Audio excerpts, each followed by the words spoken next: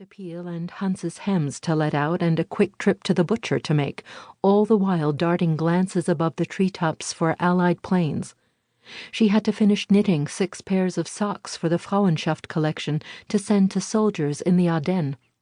She had to grit her teeth through the radio program that Hans liked switching on, that always started with the Horst Wessel song, its notes marching through her head like a line of ants eating up everything.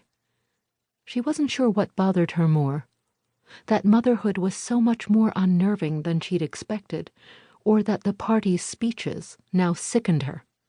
Every day, panic and mistrust pooled like black water in her gut. She reached for her cup, then a soup pan, pouring the coffee back.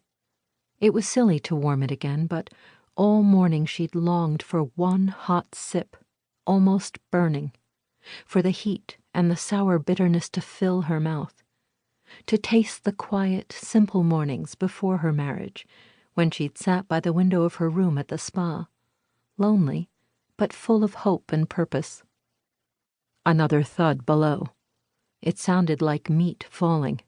Liesl rushed for the stairs. The boys stood before a crack in the cellar's west wall, their faces silvered by weak window light. A giant chunk of wall lay on the floor. Hans stood closer to it. He looked much older than 10. In a few years he would have the height and shoulders of a man. His face resembled his father's more than ever, the same craggy mouth and jaw, same blue eyes under a thunder of brows. In contrast, Annie's features were still fluid and childlike, shifting with every thought. Right now they rippled with surprise as the crack quivered and widened. "What's going on here?" Liesl demanded. Neither of them answered. Hans had his arms down, his palms open and aimed back, as if he were shielding his brother from an attack.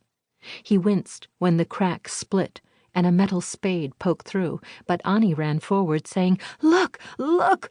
The spade retreated.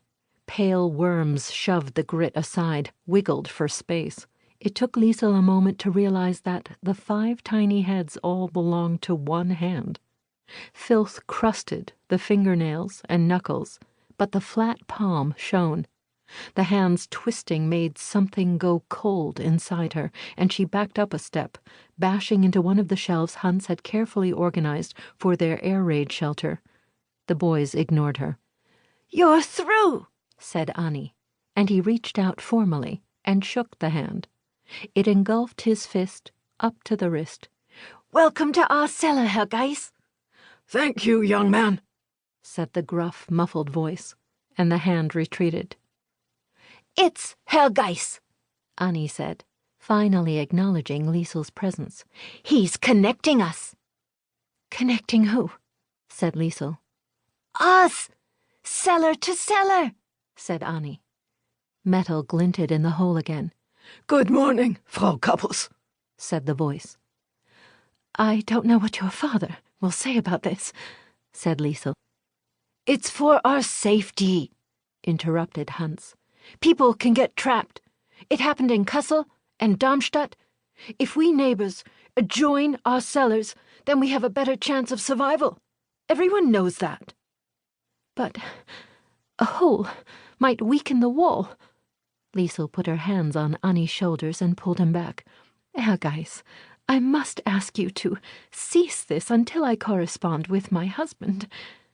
She heard her voice falter as the spade continued to work, as Annie shook free and hurried to the crack again, breathing into it. 2 weeks ago Liesl had woken to the thumps of Herr Geiss sandbagging both their roofs, clambering from red tile to red tile on his thick old legs. She knew he called her the young wife, as if Susie were still alive and Frank had somehow acquired an auxiliary spouse. She knew that Herr Geiss was the reason Hans never got caught for poaching kindling from the willows in the Kurpark. Herr Geiss had ties high up in the Nazi party, and people feared him. He had been Frank's neighbor since Frank's boyhood. He had helped delay the surgeon's deployment after Frank's first wife had died. Every week he gave Liesl extra ration cards, ones meant for his widowed daughter-in-law, his only living relation.